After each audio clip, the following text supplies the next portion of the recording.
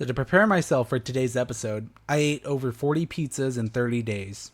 40 pizzas in 30 days.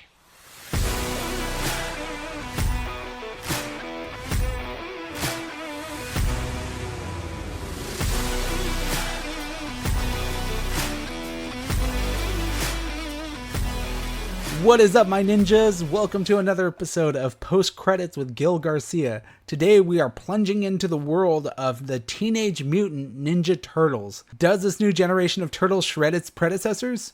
Let's find out and get into Act 1.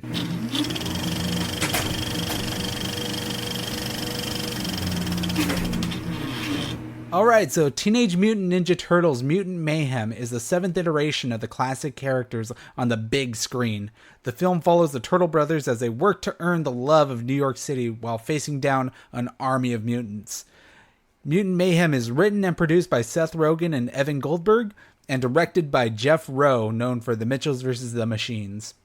The movie stars the voice acting talent of Micah Abbey as Donatello, Shaman Brown Jr. as Michelangelo, Nicholas Cantu as Leonardo, Brady Noon as Raphael, Io Edeberry as April O'Neil, and Jackie Chan as Master Splinter. Now, the Teenage Mutant Ninja Turtles have a strong impact on culture. It's dating way back to the 80s, so this is an attempt to bring them up to 2023's generation and give kids of this age a new iteration of the Teenage Mutant Ninja Turtles. So from their comic books to the animated television series, video games, and motion pictures, these turtles have seen so many different adaptations and variations. Counting the other big screen adaptations, we've had 5 live action movies. 3 from the 90s, where the actors were portrayed in bodysuits looking like the turtles, the ones that everyone knows about. 2 from the 2010s that were produced by Michael Bay, that had our heroes that were completely CGI. And then, of course, there's the 2007 TMNT, which was completely computer animated in the vein of Toy Story. And now Mutant Mayhem, which is the first hand-drawn animated cartoon film, which I think was obviously done in computers, but it wasn't a computer animated film. It was still very much like a cartoon. As a child of the 90s, I did love the Ninja Turtles growing up. I played all their video games, rewatched Secret of the Ooze hundreds of times, and even had some collectible Pogs of theirs. My favorite Pog was actually a Shredder Slammer. I remember it was holographic, it was metal. That thing was pretty heavy. It almost felt like a $quarter. That thing was awesome. I wonder where it went. Maybe I should look through my old stuff and try and find my Pogs, try and bring those back. There was always something endearing about the 90s films. I mean, the way the characters are designed alone was practical. They got their faces to move, and characters were actually live action, so the other actors in the scene had something to act against. It was also cheesy. You have things like the Vanilla Ice Ninja Rap and the nom noms in Secret of the Ooze. So it was a good time. Now, with that being said, I remember watching TMNT in 2007 in the movie theaters. It was one of the only few movies that I've ever seen at the Universal Studios City Walk movie theater. And we were there for a midnight showing. We got bumped. There was a technical difficulty with the showing. And everyone that showed up there was actually bumped at least an hour and a half later to watch another showing of it, because I guess the projector wasn't working or something. So we were there at about 2 a.m. in the morning watching TMNT. I was struggling to stay awake. I think I even fell asleep in some parts. But I just remember that movie was a little bit too dark, a little bit too serious for its own good. The animation style was good at the time, but having re-watched it recently, I can honestly tell you that TMNT's animations don't hold up. They're very reminiscent of early Pixar films, that they're rubbery, non-textured renderings. The movie also has a kind of a weird superhero plot to it with aliens and stuff. I can't really remember the intricacies of it, but I just know that even with the stellar voice casting of Chris Evans and stuff, the movie just wasn't very good. It was fine. It brought the Ninja Turtles to modern audiences back then, but it wasn't very good. And as for the 2010 version of the Teenage Mutant Ninja Turtles, the Michael Bay films, as they call them, even though Michael Bay didn't direct them, he was very much an integral part of bringing them to life. You have the regular Teenage Mutant Ninja Turtles in 2014, and then Teenage Mutant Ninja Turtles Out of the Shadows in 2016. I never got a chance to see them theatrically, but I did catch them long after on a cable airing. I thought they were pretty fun, pretty fine, but they do suffer from a lot of the cliche Michael Bay filmmaking techniques of the time. You have gratuitous shots of Megan Fox and her ass, and a lot of sky beams and lens flares, and they were just really big, dumb, fun movies. But they did also make the Teenage Mutant Ninja Turtles these big, hulking superheroes. They're even bulletproof. Twice in a row in both movies, they have these eclectic action set pieces at the end of the movie where they're on top of a building fighting a CGI metal monster. Obviously, in the first one, it was Shredder. And in this second one, it was Krang. But I think they just kind of missed the mark. I don't think that there was enough teeth to keep the franchise going after Out of the Shadows. Bebop and Rocksteady were really funny in it, but overall it just wasn't a good movie. Now that leads me to my impressions of Mutant Mayhem. Does this movie finally do the heroes justice? Do we finally get to see the true version of our heroes in a half shell? Let's get to my spoiler-free review and find out.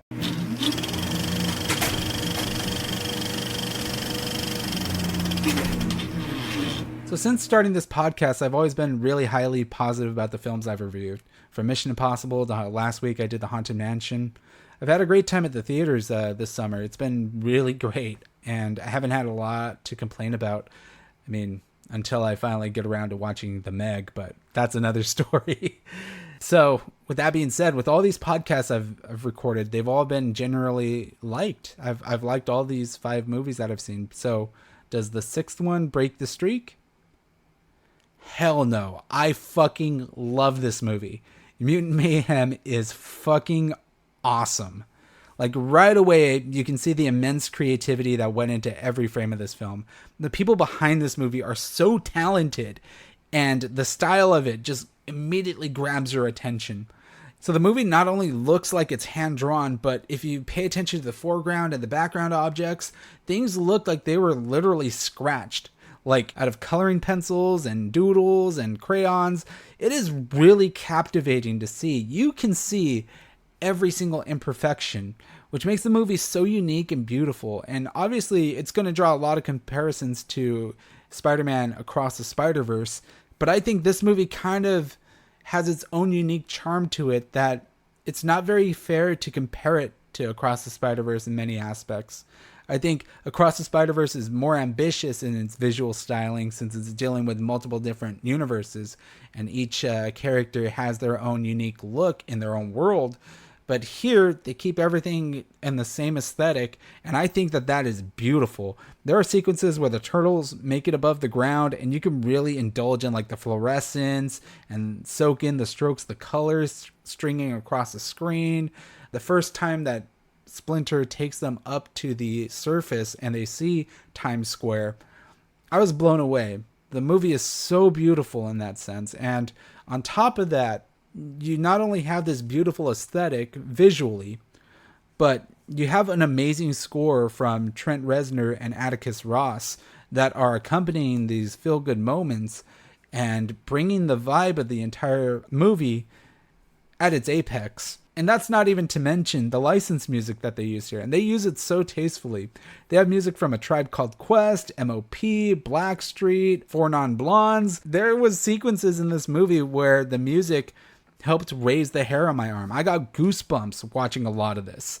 And it's just a testament to how far we're making it in animated filmmaking, that these creators can take these risks. They can make a movie that looks like chicken scratch and have it be really compelling and really funny and interesting. And there's almost so many Easter eggs laid into this movie that I went a second time to watch it just to try and pick and find these little Easter eggs. Given the recommendation by a friend of mine, he also said to go watch this movie in 3D.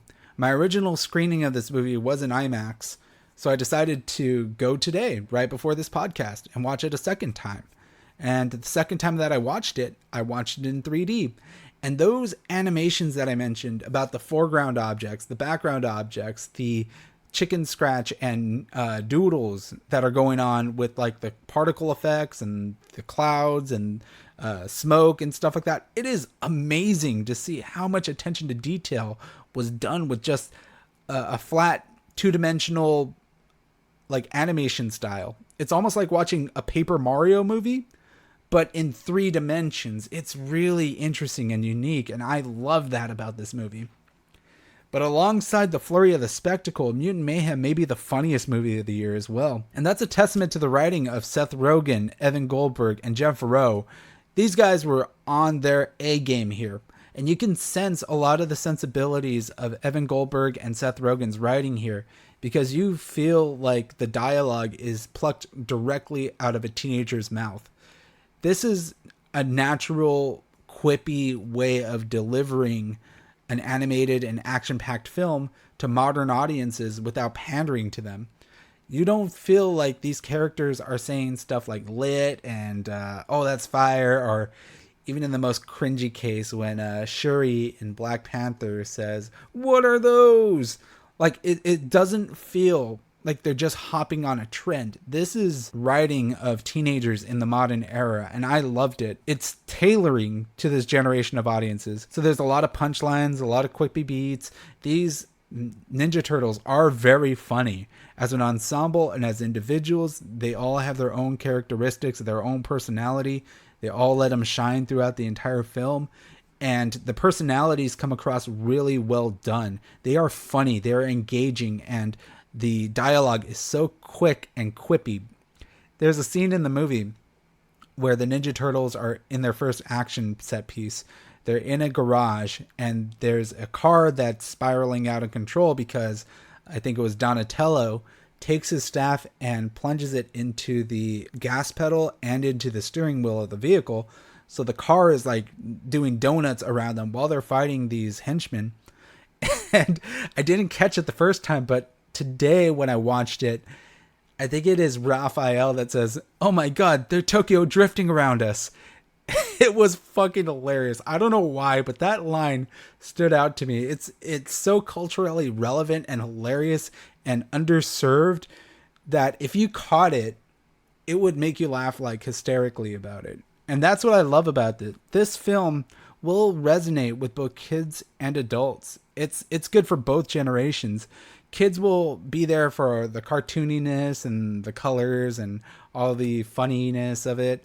But the adults will stay because it actually has a resonant message behind it about acceptance, about wanting to be brought into society and wanting people to love you for who you are instead of what they expect you to be. This movie is very mature in keeping it catering to both audiences. I think people will love this. This is a home run in my opinion. The writing is spectacular, and major kudos to Seth Rogen, Evan Goldberg, and Jeff Rowe. This is an awesomely written film. Now, of course, the punchlines couldn't hit if the film didn't have such a stellar cast of voice talent. I mentioned at the top of the show that the reason the Michael Bay produced films were so disjointed from the source material is that the characters were hulking monsters. They weren't like teenagers, so to speak. But this movie in particular benefits from going directly at the core of the characters' personalities, what they were designed to be when they first made it onto the comic books and made it onto the television screens. These characters are teenagers, and each character is dealing with their own identity crisis while navigating the harsh realities that society won't accept them how they are. The vulnerabilities play out exceptionally with this young cast of voice actors. I don't think you can get that across if you hired 30-year-olds to do this job. These teenagers, these kids, do such a great job landing these punchlines, and we'll talk about it a little bit more in the filmmaking factoids, but they have such good chemistry around one another. And you can't have a Ninja Turtles movie without these characters butting heads and making fun of each other and doing the brotherly love stuff that you come to know. And just from the voice acting alone, you can feel like these characters, these actors, feel like they are brothers. Now, with that being said, in a year or two, when all these kids go through puberty, are they going to have to recast these roles? Are they going to make the Ninja Turtles grow up with them? That's to be seen, and it's something that I don't want to think about now because the purity of their voices in this movie it's spectacular. It's easy to engage with, and it's endearing about them. Now, my favorite character of the bunch was Donatello. I think Micah Abbey has amazing comedic timing and delivery. His dialogue feels natural, feels quippy, and well within the element of the story. But sadly, I feel like because his dialogue is so funny and because he's so hilarious, his new personality of being not only the nerd and the brain of the operation is also he's the comedic relief too. And because of that, I feel like Michelangelo became the least favorite of the group. Not because he wasn't likable or funny, but because his specialty of the group was always to be the comedic relief. Michelangelo was always the one to deliver funny lines when Shredder is about to kill them or they go into a fight.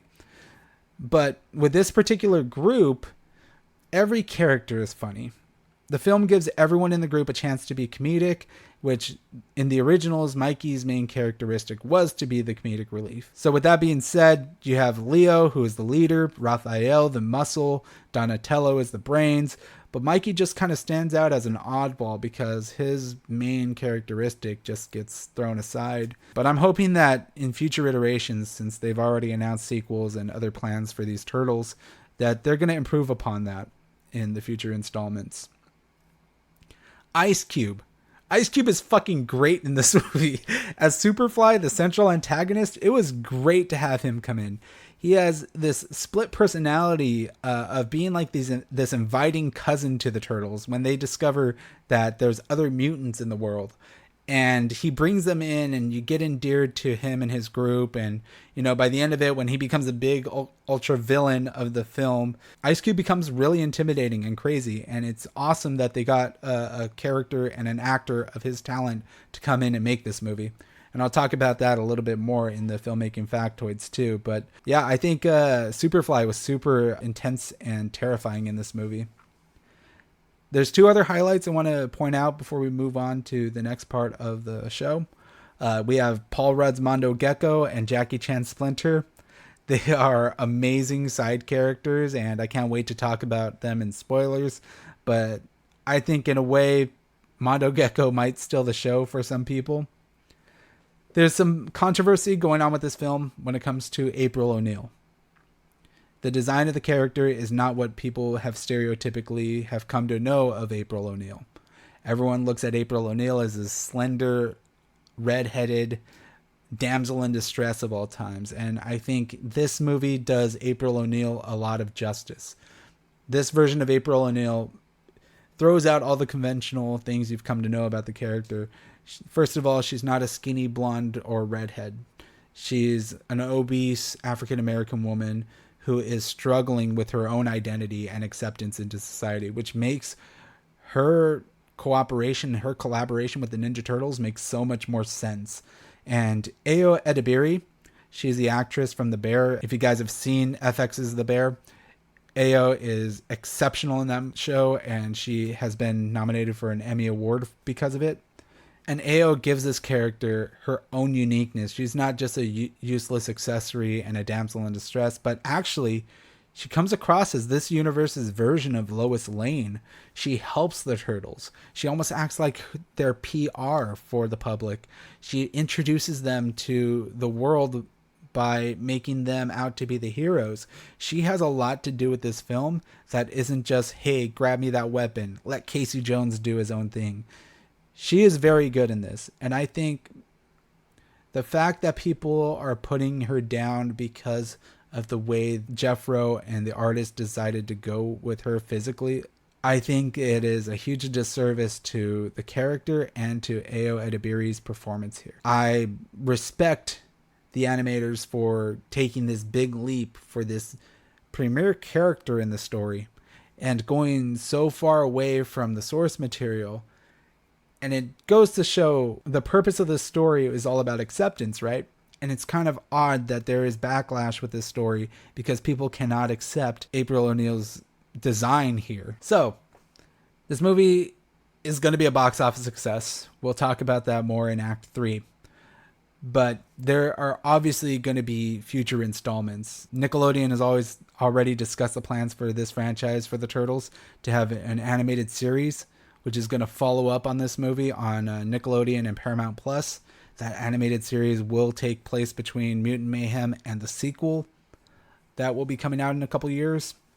So kids are going to flock to that. They're going to love that. They're going to binge that show so much, and the anticipation will be building. Is this movie a strong contender for the Best Animated Film category at the Academy Awards? If you told me that Across the Spider-Verse would have some competition this year, I would have laughed you off.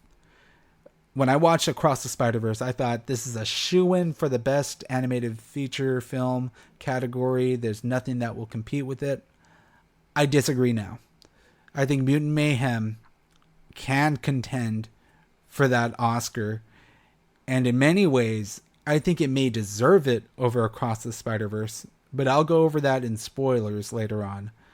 This movie executes a very solid plot line. It feels complete, and it's unique enough to give it a cut above Across the Spider-Verse when it comes to award season voting. But we'll see. I still love Across the Spider-Verse. I'm not knocking it down for anything, but I think I love this movie so much that without rose-tinted glasses on, I can see this movie may have a fight on its hands. I want to give you my rating for Mutant Mayhem. If Mission Impossible Dead Reckoning Part 1 was a 4 out of 5, Mutant Mayhem is a 5 out of 5 for me. I would have rated it a 4, but having watched it a second time in 3D, there were a lot of things I picked up on that I didn't notice the first time that I ended up loving. It exaggerated my love for this movie. And I think it's almost flawless. I have no complaints about this film. It's right up there with Spider-Verse, John Wick, Chapter 4, Oppenheimer, for my favorite movies of the year so far. And I got to give Ro a lot of credit. This movie gets down to a quick and straightforward runtime of 99 minutes. So it doesn't feel like there's a single minute wasted here. It doesn't feel like it drags in any parts. It's very tight. It's very clean, and it gets straight and to the point without overstaying its welcome. This is a very good movie, and I cannot recommend it enough. If you have a chance to see it on a big screen, I say go see it in IMAX, go see it in 3D. This is a movie not to be missed. Don't let yourself just get swept up in streaming services. This is a theatrical movie that will bring out the best qualities of the movie-going experience. So that's my glowing review of Mutant Mayhem. We're in the home stretch now on the first half of the podcast, so let's go to the box office numbers and the filmmaking factoids.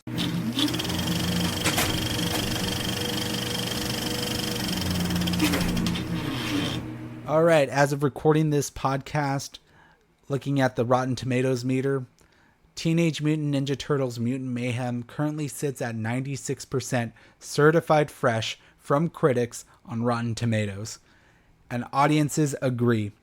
Audiences are sitting at 94% approval rating. With a $70 million budget, Mutant Mayhem made $28 million over the weekend, but $43 million domestically since the early showings on Wednesday that don't account for the weekend box office. That puts it halfway to its budget and a little bit more than halfway to its budget. So it's going to be profitable definitely by next week. So here's the sad part. Even with $28 million over the weekend, Mutant Mayhem will take third on the box office charts. Second place belongs to, and I'm so disappointed with humanity for this, The Meg 2. The Meg 2 will take the second spot at the box office charts. The Meg 2 came in with $30 million over the weekend, thus destroying my faith in humanity. Hopefully next week, Mutant Mayhem hops over The Meg just by word of mouth. But if The Meg takes number 2 next week, I'm really going to be disappointed. Go watch this movie. Do not watch The Meg 2. Fuck that movie. There's a reason why I'm not going to be recording a podcast about it. Fuck that movie. Now, let's get into filmmaking factoids. For starters, Ice Cube. I mentioned that it was such a big deal for them to bring Ice Cube as a voiceover role into this franchise, and it set the tone for the villainy and for the stakes of the franchise. And Ice Cube only agreed to do this role because he found the name of his character really cool, Superfly.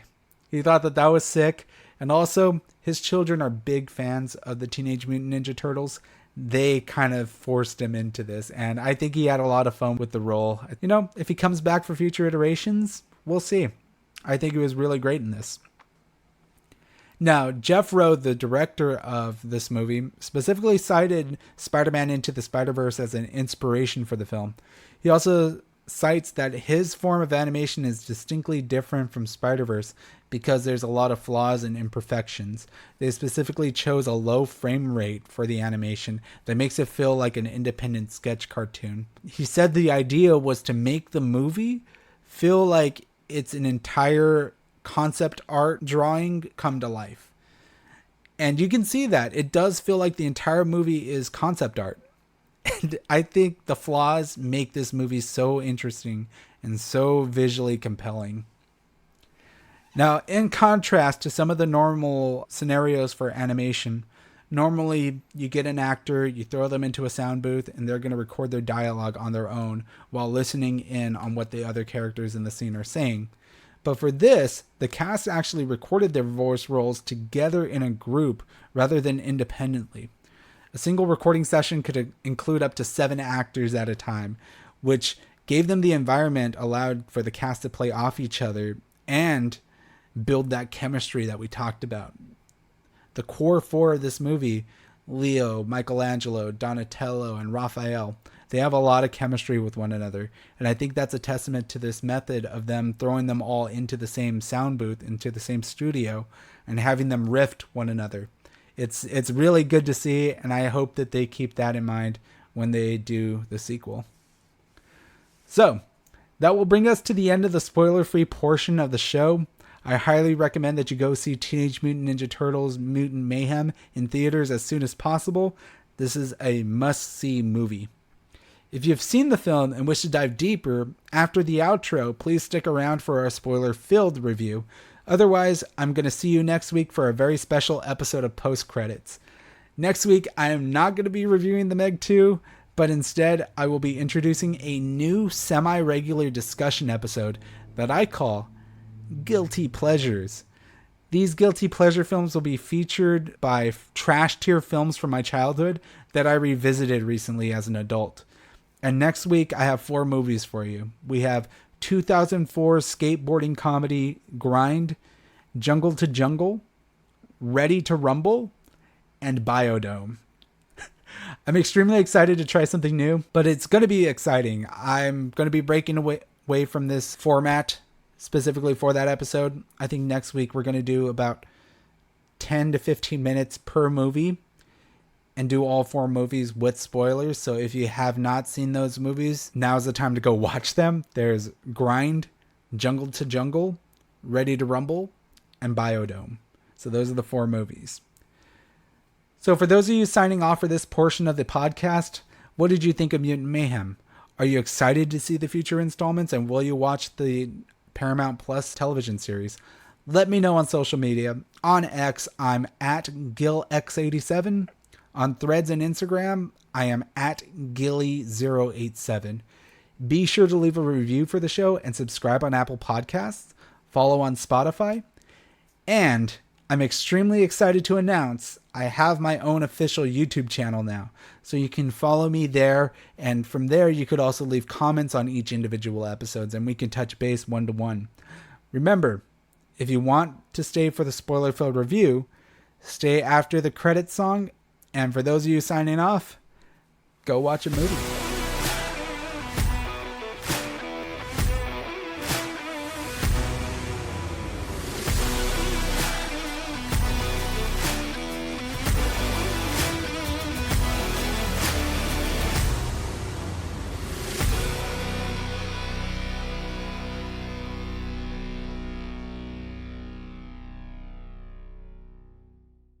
This is a spoiler alert.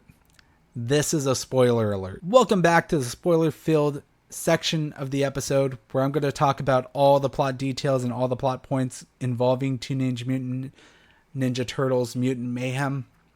The first thing we got to talk about is Baxter Stockman. At the beginning of the film, he makes an appearance as a sympathetic anti-hero. He's the one that develops the ooze to create a family for himself. It ends up creating the Teenage Mutant Ninja Turtles, Superfly, Bebop, Rocksteady, and the rest of the mutant cast. It's a deep cut nod to the comic book origins of the character, although Stockman in that source material was more of a mustache twirling villain than here, where he is like a sympathetic father figure to Superfly. And I think it gives a little bit more gravitas that Giancarlo Esposito portrayed the character, because you really do feel for him in that opening sequence and what ends up happening to him. Will he be there for future installments? I don't think so. I think they did fully kill off the character. But if he does come back, it wouldn't surprise me. The baby turtles, they were so adorable. The scene where Splinter explains the origin of how he came to find the turtles, and you see the little turtles like dipped in the ooze and they're just all by themselves. It's heartbreaking. It's so cute, man. Like, I think I want a pet turtle after that. But it's so adorable, man. I love the way that the little baby turtles looked, which will also lead into the little montage of them growing up with Splinter, and you get to see them as like infant turtles. And even the infant turtles were so cute with their big bulgy eyes and their big heads, and Raphael's like this big thick meaty turtle. It's so adorable, so cute, and it really gets in the feels. Another deviation from the original source material that I found endearing despite the backlash was the fact that the turtles were trained by Splinter and internet videos. Those who were upset by this are claiming that it's a desecration of Splinter's karate and ninjutsu past, and others like me believe that this fits perfectly in the generation of the story. As I mentioned earlier in the show, this is the first big screen adaptation that treats the turtles like teenagers. So to me, it makes so much sense that the teens and Splinter are learning from YouTube, learning from TikTok and social media, and they're on cell phones a lot. It is a very new age version of the Mutant Ninja Turtles that fits into this day and age, and I love it for that. I think any backlash against that is unfair. This is made for Gen Zers, and you can really feel that. I had no problem with it whatsoever. To that point, the story's thematic message is all about acceptance. The driving motivator for Master Splinter, April, Leo, Donatello, Raphael, and Michelangelo is that they are seen as from society as freaks and pariahs. And for me to hear that there is backlash surrounding April in particular, because as I mentioned before, April is getting a lot of backlash because she isn't your stereotypical thin, redheaded supermodel of a damsel in distress MacGuffin. She's actually a character with a lot of depth. And for me to hear that there is backlash surrounding her and Splinter's possible sexuality, the turtles being teenagers, I find it incredibly naive and ridiculous. For these reasons alone, it makes the message of the story so much more prophetic, and it kind of exaggerates the point here. They're proving exactly what this story is trying to prove, and it's kind of funny. The people that are making these claims, don't listen to them. They are, one, they're not fans of the Teenage Mutant Ninja Turtles. Two, they're too old for this franchise anyway. And three, they probably never watched the movie. They had no desire. They saw what April O'Neil looks like, and they chose on their own not to watch it anyway. So therefore, their opinions do not matter on the subject. Go watch the movie, develop an opinion for yourself. Go in with an open mind, because I'm sure you're going to love this. This movie hits on so many different layers that I'm so disappointed that today's society is so unaccepting of these new, fresh ideas and these new creators, these new actors, writers, that they're quick to just shun something before even giving it a chance. Now, there's going to be a lot of comparisons made with Across the Spider-Verse. And I think the action in this movie may not reach the heights of Across the Spider-Verse's Vulture or train scene, but they are laced with a lot of humor and style. And I mentioned before, these characters are very quippy. They are very likable. They're cracking jokes. They're clumsily going along certain action set pieces. And I think that adds to the charm of the movie. As younger versions of these characters, we see them banging around in a garage, throwing wrenches and whatever they can to defeat the villains because they don't know better, because this is their first time. They are learning to be ninjas. So they are not sneaking in. They're not professionals at this level. Even Raphael runs in screaming into the garage in the first action scene and gets them into trouble because they were not expecting so many guys to be in the garage. And to see them scramble through that garage, throwing things and kind of learning how to fight as a team, it's awesome. It's awesome to watch. It's very fun. It's energetic, and it brings with it a lot of humor and hijinks. Now, I also like the fact that after we learn about Superfly and his connection to Baxter Stockman and the Ninja Turtles, they decide they don't want to go along with this plan. And they have this large scramble in the middle of Brooklyn where they're both in vehicles. They're chasing after one another. And they have What's Up by Four Non Blondes playing in the background in a remixed version that is hyper speed and over the top. It's hilarious. It got my goosebumps going. And it's probably one of the best sequences in the movie. Hey, yeah, what's going on?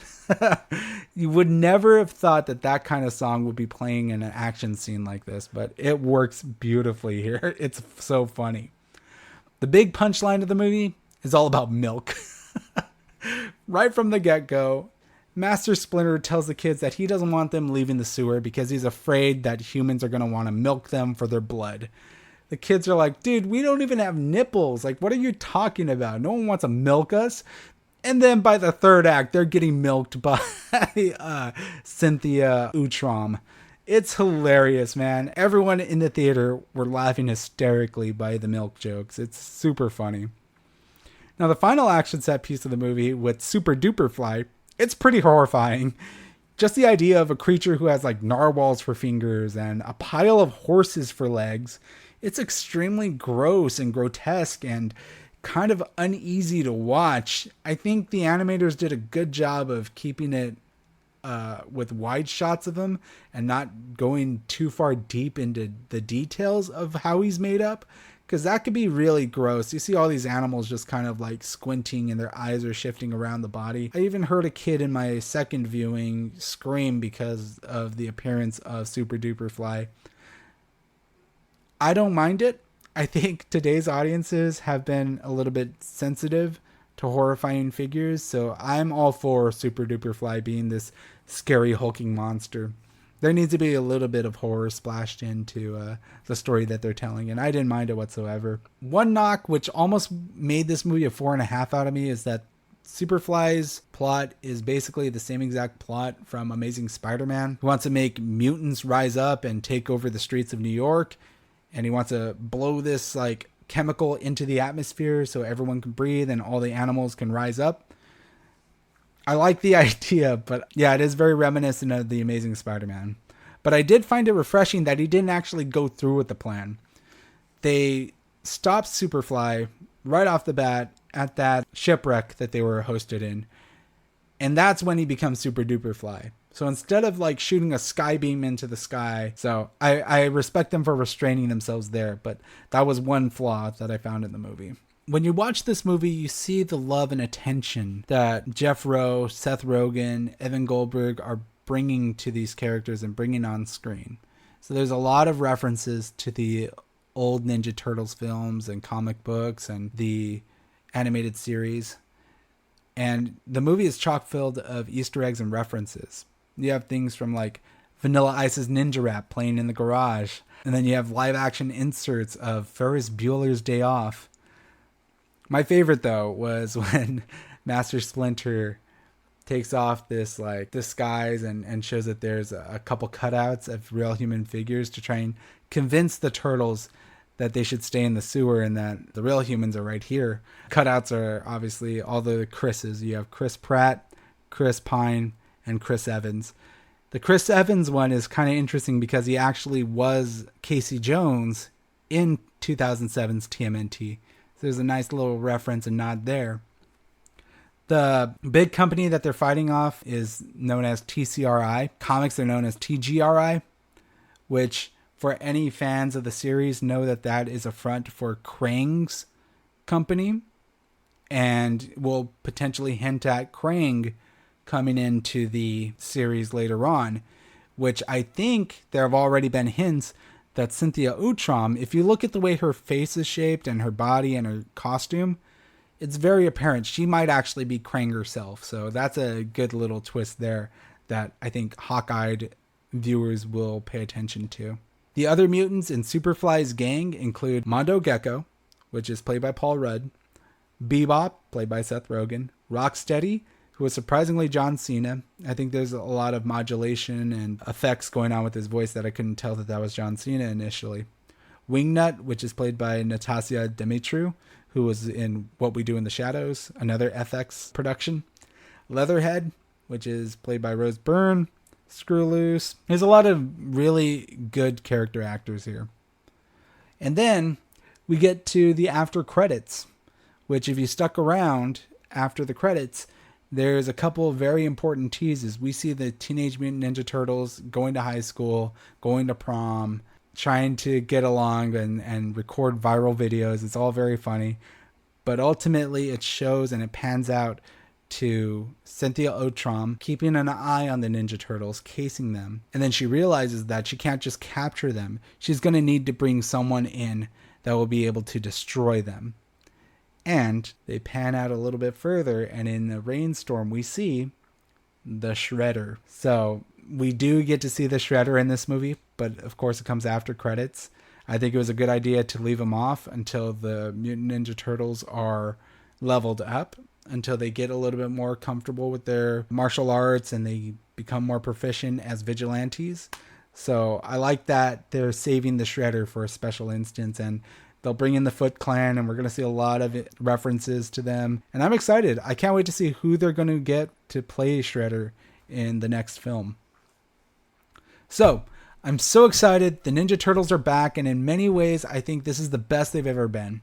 The 90s were classically cheesy. The 2007 film was a novel attempt, and the 2010 movies were decent, dumb, fun live-action films. But Mutant Mayhem feels like a changing of the guard for the franchise. This is the first time we have people really excited to see the future of the Teenage Mutant Ninja Turtles. It's incredible to see. It's hysteria all over again. They were so profound in the 90s and the 80s, and they were kind of shuffled and lost within the early 2000s and all the Marvel comic books coming to life, that they're finally getting their chance in the limelight once again.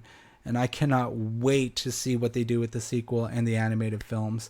So, this was a longer episode. I had a lot more to gush about today, a lot more intrigue with this movie in particular, and it's going to go down as one of my favorites of the year, and I can honestly tell you that right now, with us just being halfway through the year. So that will be a wrap for us today. I want to thank you once again for listening to Post Credits. And as always, go watch a movie.